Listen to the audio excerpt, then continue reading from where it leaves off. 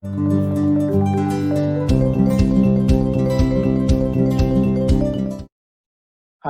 hello everyone. So let us start today's lecture matrices.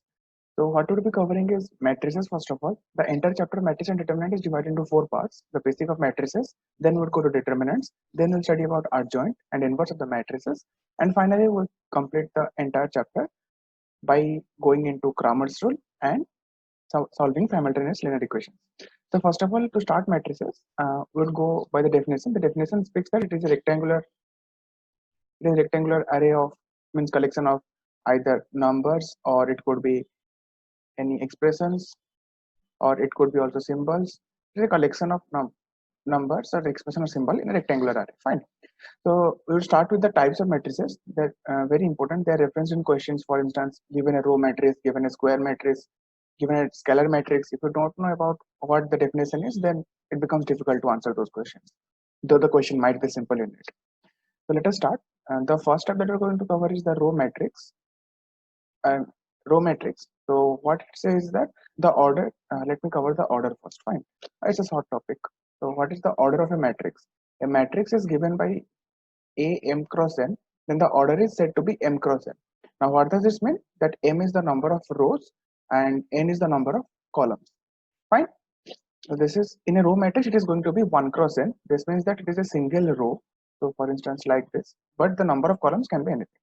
The similar thing to row matrix is going to be a column matrix. In column matrix, what happens is that this is going to be n cross 1. The number of rows can be anything, but the column is going to be single one. This is also sometimes these two are also commonly called the different representation of a vector. So not of importance right now, but you can know.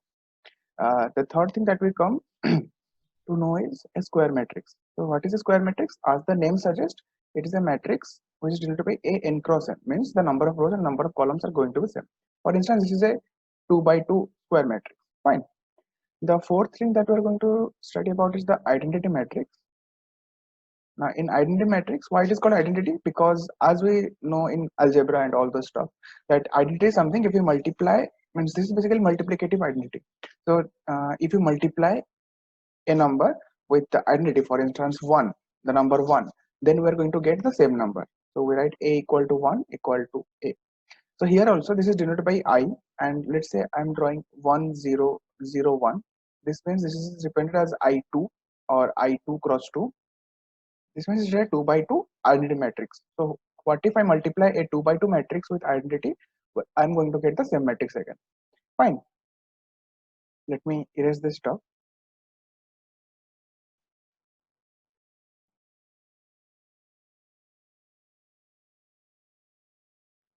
Fine. Next we have to go to diagonal matrix. So I lost track of number, I guess 5 maybe. Yeah.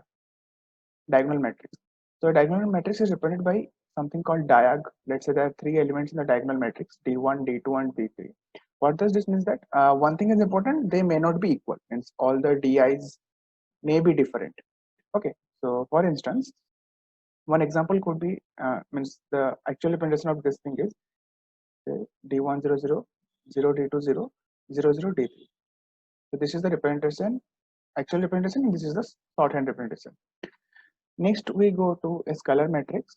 So what actually is a scalar matrix? It is just like diagonal matrix, but all the elements are going to be same. Means when all the DIs are same, then we call it a scalar matrix. So for instance, a 2 by 2 scalar matrix could be C00C for any C to be a number. So this is scalar matrix, nothing more, I guess. Yeah. Next, let us go to null matrices. In null matrix, they are represented by O m cross n. This is O not 0. O m cross n means there will be m rows and n columns, and all the elements are going to be 0. I can write that all elements are 0. Now, similar to algebra and everything, a into 0 is going to be 0. So I can give a representation O2 cross 2 example is 0 0 0 0. Fine. Let me clear all this stuff. Now let us go to important matrices. There are 2 more important matrices which come under the heading of triangular matrices.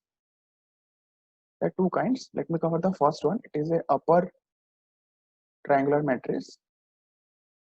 So upper triangle matrix is also denoted by U or sometime UTM people write, but U is more preferred. I can give one example. Consider this 1, 2, 3, 4, 5, 6. Let's say all this to be 0. Now, in a given square matrix, this is called the main diagonal or the primary diagonal, while the other diagonal just right here is called the secondary diagonal. Fine. So, what does upper triangular matrix say? It says that take the main diagonal. Below it, everything should be 0. It doesn't care what the elements are on the main diagonal or above the main diagonal, but everything below it should be 0. So you can represent it by Aij is equal to 0 for all I greater than j. Why? Because this element here is represented by A21 is the element notation. This is A31 and this here is A32. So you can see that for all of these elements I is greater than j.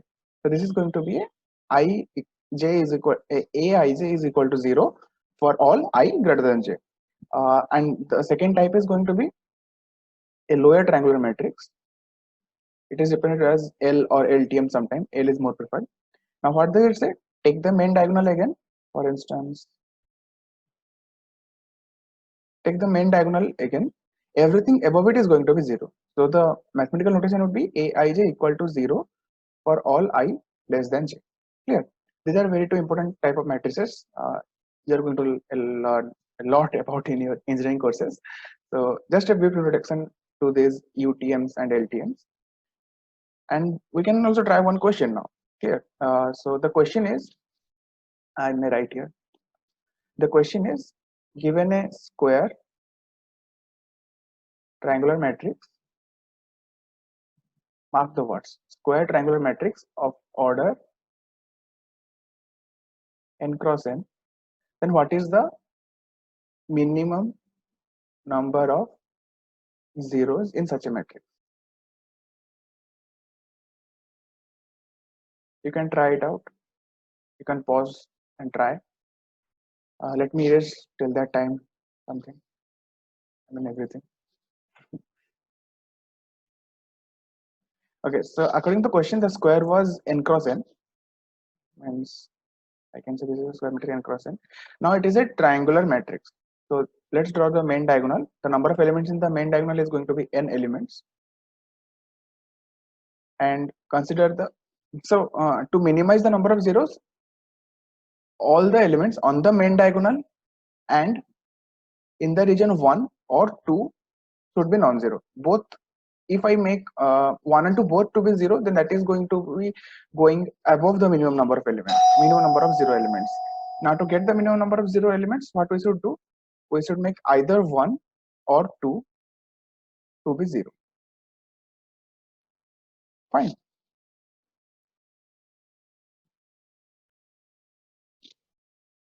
So therefore, what is the minimum number of zeros? The minimum number of zeros is the number of zeros present in either 1 or 2. 1 when it is a lower triangular matrix, 2 when it is a upper triangular matrix. Fine. Therefore, the minimum number of zeros, that is equal to total number of elements minus the number of elements on the main diagonal by 2, because the number of elements in 1 and 2 are going to be same, because it's a symmetric along the main diagonal, not symmetric matrix, but symmetric along the main diagonal. Fine. So this is the total number of element in the matrix, and this is the number of element in the primary diagonal. Fine. So this is short question, easy question. Okay. Let me erase all of this stuff.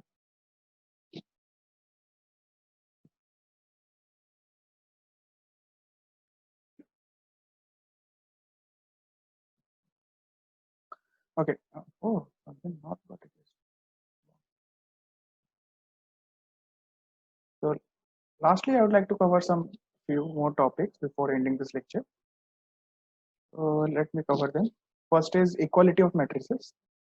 Easy stuff. So for two matrices A and B to be equal, we have to check first order should be same, and second is each element should be same. Means every corresponding ijth element in A and B should be same. Aij means element in the ith row and jth column. So it is also a kind of shorthand notation for the matrix A to be Aij. Fine. And one more thing is addition of matrices and similarly subtraction. So A and B can be added together when means A plus B is valid when both have same order. And how to do the addition? Element wise. Means A plus B is going to be Aij plus Bij. Fine. Means element wise. For instance, 1 2 is there and I have to add it with, let's say, 2 and 3. So it is going to be what? 3 and 5. Fine. This is simple about addition. I guess this should be enough. Or I may cover the commutative also, but let us flip that to the next part, commutative matrices and multiplication, all those stuff. Let's end the lecture here. Thank you.